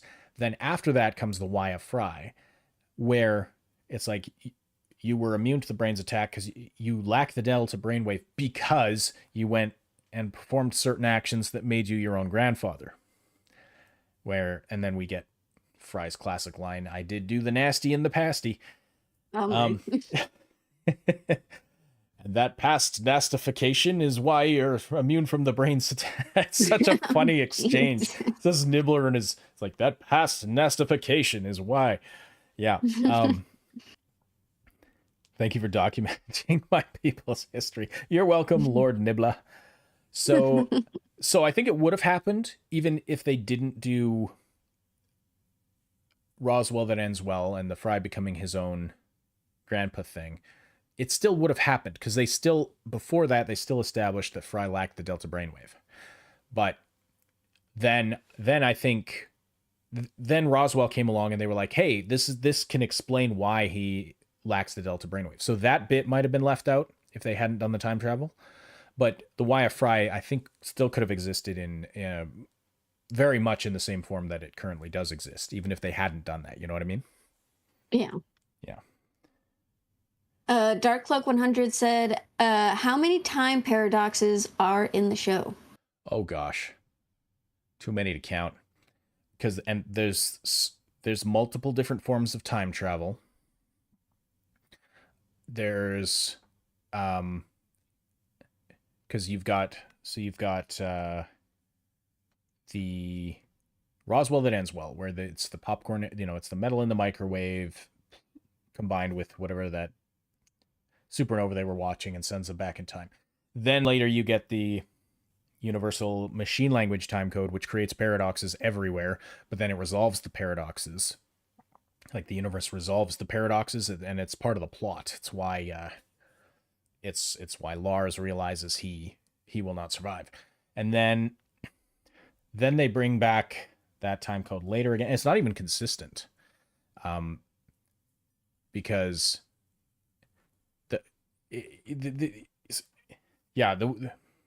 sorry, I'm kind of getting muddled in my own head here, but there's way too many. There's lots. There's the one with that politician guy. What's his name? Where he comes back in time and um, to stop Nixon. But then he successfully stops Nixon, which causes a time paradox, which means he never did go back in time, and this whole thing. So they do time travel in many different ways, and they resolve paradoxes in many different ways. And sometimes they just let the paradox exist, like Fry being his own grandfather. That doesn't make any sense. That defies all logic. But they just let it be. Whereas in other places, they like try to resolve the paradoxes. Or it's even like a law of the universe. The machine language time code corrects paradoxes. So, yeah, there's lots. I'd have to go through and count them up, but there's lots. And then there's things they call paradoxes that aren't, like the looping universe, where they travel forward in the future and then the universe restarts. And then they called it a time paradox when there were duplicates of them, but that's not really a time paradox, because it's they weren't traveling through time in that conventional sense, right? It's not the same thing as like going back in time and encountering yourself. It's like the universe restarted and there's another copy of you in it, but it's not really a time paradox, if that makes sense. So, yes, Chris Travers from Decision 2012. Thank you. Oh, that's another good one. Sorry, Lady Reaver. Morris Code Food says Igner being Professor Farnsworth's son. Yes, that was another one. That was another big one. So I'd say that's one of the top three then we've identified. Just Igner? Just Igner? Just Igner, yeah. Just him, not the other two? Wait, the other two. I thought they were all his sons. No, they're all mom's sons. Only Igner is his son, is the professor's son. What? Yeah. The other two, it's not confirmed. Like it's not confirmed, but the other two might be Wernstrom's kids. But it's that's never for sure. Wernstrom. Yeah. Sorry. God damn it, why is that funny to me? I don't know, because he's the funniest. Wernstrom's like Wernstrom. Wernstrom's just one of the funniest characters, and he's into. Dude, they kind of. Yeah. Okay. Yeah. Yeah. God damn it, Professor Farnsworth cannot catch a break. But Benjanium says any plans to try and get confirmation from the creators?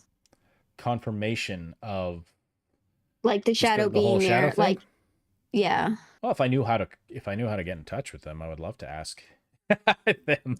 But I think like people have pointed out, because what I didn't go into in this video was all the other evidence that this was planned from the beginning. For example, the shadows in the storyboard for the episode.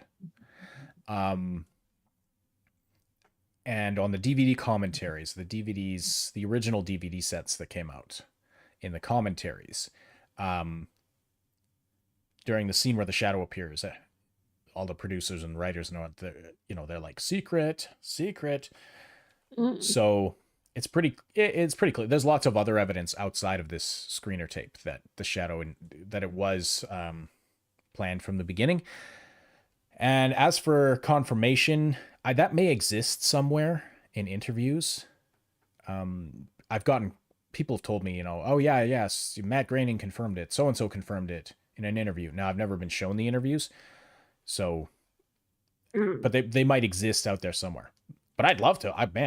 If I could I would love to talk to the Futurama creators. I'd love to ask them a whole bunch of questions. Octopatty asks, thoughts on when there's more than one official version, TV edits, director's cut, etc., with correction, good and or bad by the creators or not, pros and cons, how media changes. Just in general, I would say sometimes it can get confusing, but I mean, if there's something like for example, the line they changed we talked about earlier with the JFK Junior Airport, they changed it because the guy died, so they were like, oh, this seems like this joke is now in poor taste, so we're going to change it. That makes sense. Um, Another example is on Seinfeld. You know the guy that plays George Costanza's dad on Seinfeld? I can't remember the Yeah. actor's name. He's a really funny guy, and he's a pretty famous sitcom actor. Well, in the original episode where he appears, he was played by a different actor. And then they recast it with the actor we all recognize as George's father. And then they actually went back and refilmed those scenes from that episode and recut them into the episode. So there's that continuity. I think stuff like that is good. I think, yeah, if it makes sense, for sure.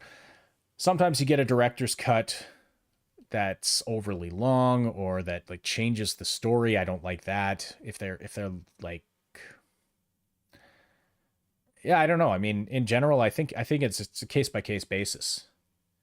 Like Lord of the Rings, when there were the theater versions and then the extended cuts came out on DVD, and those were awesome because the stuff they added in, or rather, it contained stuff they had cut out from the theater versions that just added so much more.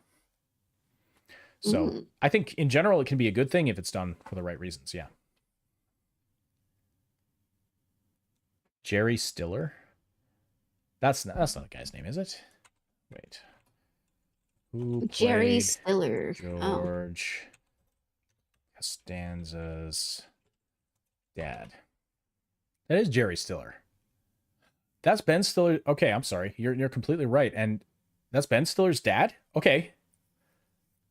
I did not know that. Okay. That was the last. And he that died. was actually the last question.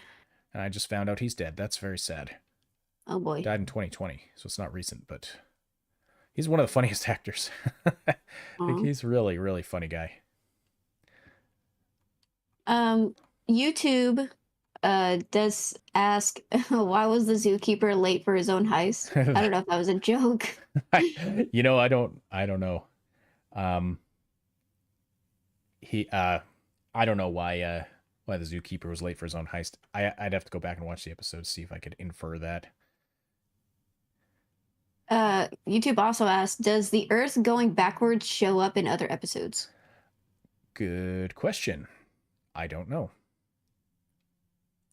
Kind of haven't gotten to the sort of the new the Comedy Central era. Like my overthinking career so far hasn't extended very far past the original Fox run. So YouTube sorry, not YouTube. Urinator asks, all the Fry family seems to be dumb. How did the professor get so smart? Fry's nephew was just lucky, not smart. Well, it's not like okay, even I'm like, it's been thousands of years since Fry was frozen, so all it takes is one drop of genius blood into the bloodline and you get Professor Farnsworth, is all I'm saying. Sure.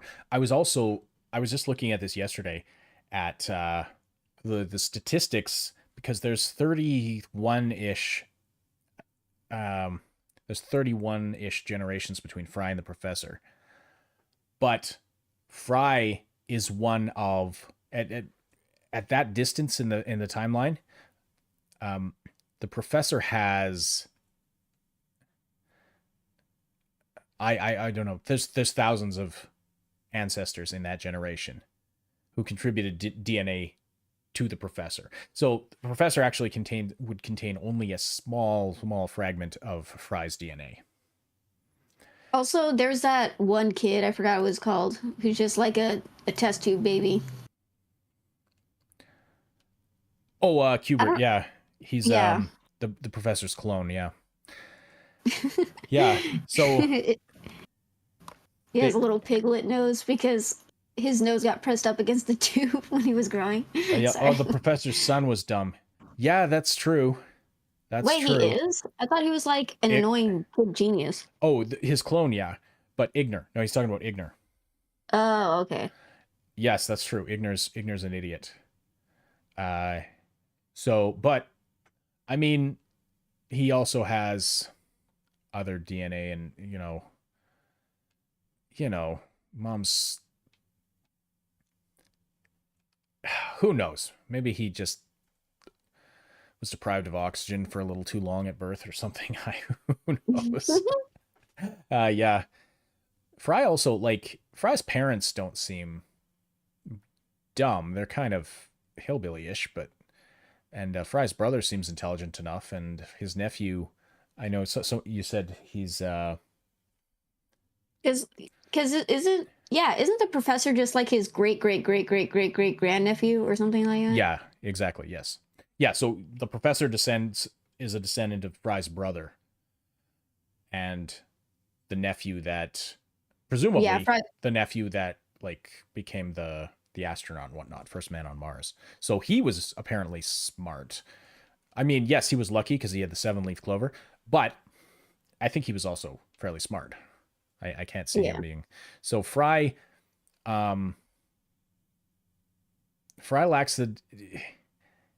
It's established later that part of why Fry is dumb, or actually, as I call it, Fry is selectively intelligent because there are times when he's really smart, and then there's times when he's an idiot, where he just misses the most obvious. And as established, it's kind of implied that this is all because he lacks the delta brainwave because he became his own grandfather. So maybe that was the case from it. I don't know. This is weird because he was Is still dumb before he went back in time, but he was still his own grandfather. Depending on how the time travel works, if it's like the kind of thing where it was already established that it was going to happen, so that's why he lacks the delta brainwave from birth, because he would eventually go on to bang his grandmother and become his own grandfather. It's this is gonna give me a headache. Yeah, I'm just like I was this. I was just thinking about it while you were talking about it. I was like, that sounds so confusing, and I'm getting like a stress headache just thinking about it. Bender seems nice. Another question from YouTube. Bender seems nice before he got zapped by the light bulb in the pilot. So you think it reset him to a different state, so he was more self-interested? Yes, I do. I think that's when it happened. Like, I think he, because you see, like he couldn't live with himself after realizing the girders he was bending were being used to make suicide booths. Like he was distraught about that, and that's what made him want to go use a suicide booth. I know it's weird, but then he gets zapped by the light bulb, and then he starts stealing stuff and kill all humans after that. So yeah, I do think that, and people actually have a way of connecting that to because that happened in the Hall of Criminals.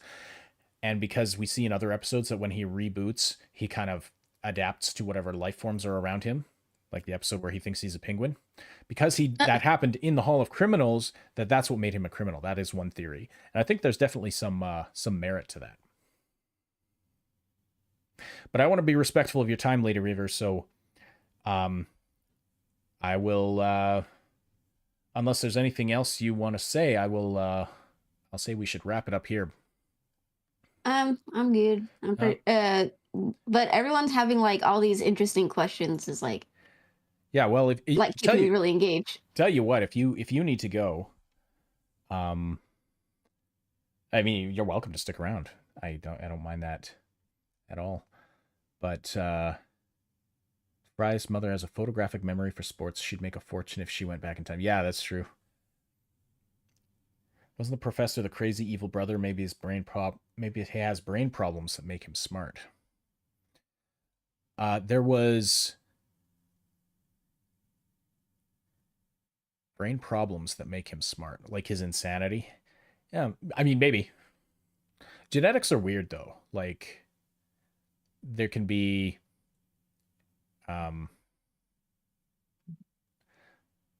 like it's not necessarily that there's like a dumb gene that goes through the whole family. Like genes can be recessive or dominant, or plus there's nature versus nurture. Like it's never as simple as, oh, you've got this gene, therefore you're going to be a certain way.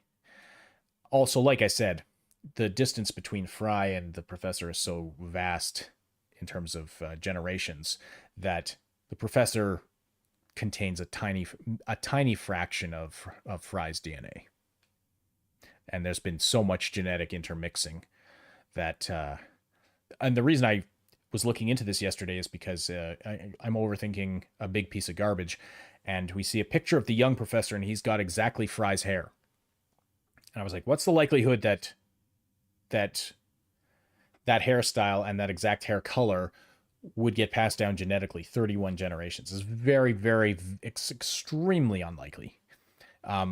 Because again, just because there's been so many other generations and so many other people's DNA got into the mix over those 30 some generations, that that's just incredibly unlikely. Yeah. I mean, like I'm thinking about it. I don't know. It's because I've heard that weird genetic markers pop up into people's DNA. I mean, yeah, it's only like, was it a couple generations removed that some traits pop up? But I don't know. You never know. It could. Like, it's not impossible, right? It's not impossible. It's more weird because Fry has orange, like red orange hair, and that's a recessive trait. And so it would, but it's it's not impossible that that recessive gene got passed down. And yeah, because it's not just like Fry's not the only redhead in existence. Like all it takes is like maybe some other person with red hair in their genetic line to come back, like to come in from a different bloodline, come in and lot. Saib says lots of inbreeding. That's another possibility. Is that there was, and knowing Fry's family, that's not a. I mean, Fry himself set the precedent for that. Let's be honest. Inbreeding is not foreign to the Fry family. So that's another possibility. Oh gosh. Yeah. All right. Well, it's getting about time for me to start my own my own streams. Well, I don't want to keep you, and I should actually get to some other stuff as well. But thank you so much, everybody, for joining. I appreciate all the questions. I appreciate all the engagement. If anyone's watching after the fact, thank you as well. Please hit that like button and subscribe, and leave any thoughts or questions you have down below, and I'll try to get to them. I've just been kind of flooded with comments from the previous video, but eventually I'm sure that'll kind of, maybe it won't. Actually, that would be great, but I definitely I like to answer as many comments as I can, especially from subscribers to the channel, and I will try to do that as much as I can. Actually, I just realized I think I can filter by subscribers, and then maybe I won't get so many of the annoying questions, and I'll just get the good ones or the good comments. But not that I'm allergic to criticism, just the ones about that video length got a little annoying for a little while there. But anyway, thank you so much for joining. I really appreciate this. I want to do Ryan's asking where Lady Reaver's channel is. You can go ahead and you can post the link in the chat if you want, Lady Reaver. Don't mind that at all. If you should be able to, if you're a mod. Yeah, I'm looking into dual streaming because I'm mostly on Twitch. You can find my live streams on Twitch, but on YouTube I just post the VODs. So like it's just the streams after the fact. Yeah, well, you can put both if you want. Your YouTube and you can put your Twitch in there. Let me see. Because we're about to go live on Twitch because we're gonna do an Uno battle, so that's gonna be great. Oh, nice. We're building friendships in Uno. Oh, thanks for the sub, Burnbot. Building friendships, yeah. Oh no, you're Lady Rivers. You're fine. That's you're okay. fine. But yeah, you can find me there. Like I said, my YouTube channel is just where I post the VODs, but I'm mostly just live stream on Twitch. But I'm trying to figure out how to dual stream. My friend figured out how to dual stream, and I'm like, how does she do it? I need to figure it out. Yeah. Well, it's not there's a couple ways to do it. It's not too difficult. But I might have to pick your brain about that, because I was like, how do you do it in OBS? Because OBS seems like it's only interested in streaming in one area. Like, I don't know how you can dual stream in OBS. The way we always did it was to use a restream service. But anyway, that's we can talk shop later. Yeah. thank you so much, everybody. More videos coming. Oh, and more streams. Comment below if you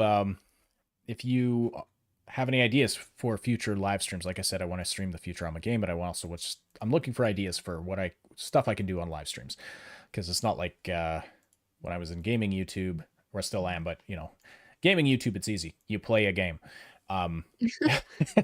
This I've been wanting to do stuff that's more relevant to the content that I do over here, but I'm kind of new to this non-gaming streaming. So let me know what you think if you have any ideas, and thank you so much, everybody. And take care. Have a wonderful weekend. Have a wonderful day, and I'll talk to you soon.